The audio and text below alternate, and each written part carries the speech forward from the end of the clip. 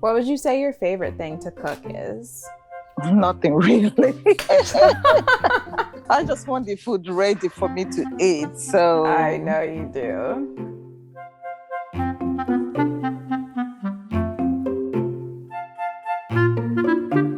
Mom. Hi, Mom. Hey. How are you doing? I'm good. How are you?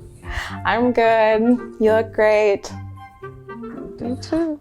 I forgot to buy carrots, so mine's gonna be without carrots, but I think I got everything else. And I got chicken thighs instead of chicken breast, but I think it should Really? be Why? fine.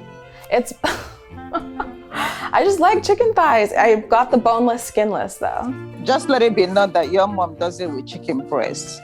All right, let the record show. Please, yes. you guys. Thank you. What would you say is the name of this dish? I don't even know. You can't call it fried spaghetti. Can we not? It's almost the same ingredients with the fried rice. Instead of using rice, you use spaghetti instead, because we ate a lot of spaghetti back in the day. So what's in traditional or typical Nigerian fried rice? Pretty much everything you're dicing right now. Well, carrots. You don't have carrots. Green pepper, green peas. And then shrimps. And the curry is really the flavoring behind that. Yeah, rice. they call the curry. That's what gives it the color. If I could name this dish, I would call it curried angel hair pasta, right? Yeah, that's about right. Yeah. I forget that my mom is actually a totally creative person. I don't think she sees herself as a creative, but she really does have a creative mind. And I was surprised to learn that this was based off of the fried rice that we eat. I had never put two and two together, but that is just so her, making those small connections in that way. How much basil should I use? Quite a bit. I love basil. Okay. So when I first told you that I wanted to work in food, what were your initial thoughts? Oh my God, I almost had a breakdown. Are you serious?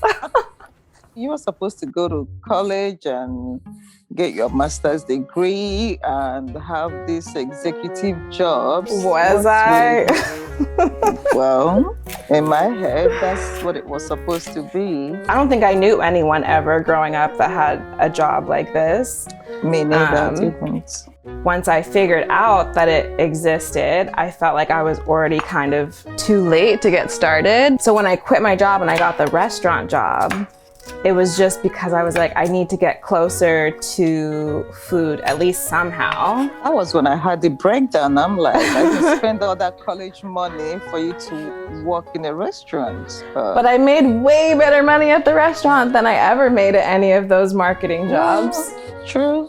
Well, you know what they say about Nigerian parents. They want all their children to be doctors and lawyers and engineers.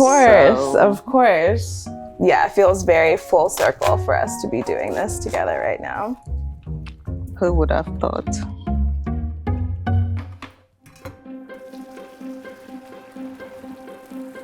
Now the real part. You ready? Mm-hmm. So, olive oil. Enough that will take all the ingredients that you're going to be putting in. Okay, so this is gonna kind of be like the sauce. Yeah. Broccoli will go in after the chicken. Making this dish, I feel like I'm 13 again, back in our house in Dallas, especially when I added all the peppers into the pot and just seeing all the bright colors. It's so colorful. See, that's what I was gonna say. See the amazing colors. Yeah, it looks beautiful. That was such a moment the first time she ever made this, of like, whoa, I don't think I've ever really seen you cook anything this colorful before. I can see the steam. Yeah. Does it still smell good? Yeah, it smells really good. I was about to say, can you smell it from there? So it definitely is just true that food is so connected to our memories and the past, and it's just so nice to be able to bring that here when she's so far away. I think it's done. Yay! What does it taste like? It tastes good. Not as good as yours. We did it. We sure did. I'm glad we did this. Put mine in the mail. Don't worry, it's on the way. It's on the way. The next time I come to Dallas, we'll have to make this together. Sounds like a plan.